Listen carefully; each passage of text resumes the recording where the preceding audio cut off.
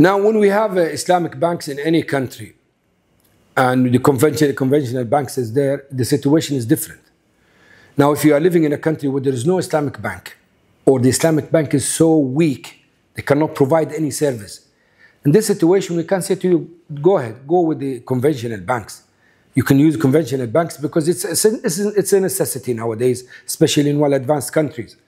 But if you are in a country where there are options, conventional banks are there, Islamic banks are there, there is no doubt you must go for the Islamic banks.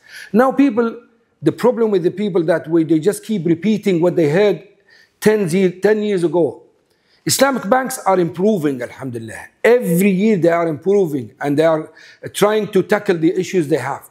And at worst case scenario, you have two people. One is trying his best to be halal, and the other one clearly calling for riba. How come you deal with this person and you leave this one?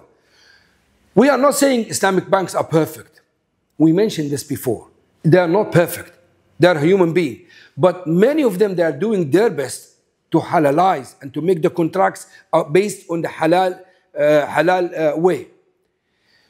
When we say halal, we are not saying this is the perfect. We are not saying this is based on the objectives of Sharia, maqas Sharia. And we're saying just halal.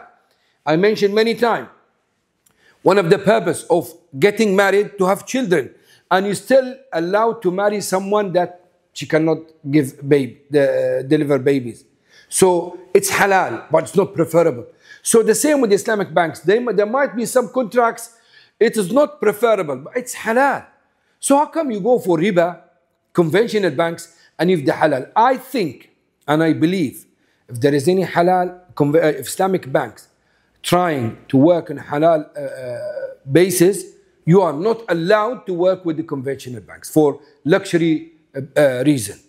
If there is need, yes, there is need, then that's another situation, another case. But if there is no need, you must deal with the Islamic bank, and you are not allowed then to deposit your money in conventional banks. Wallahu a'lam.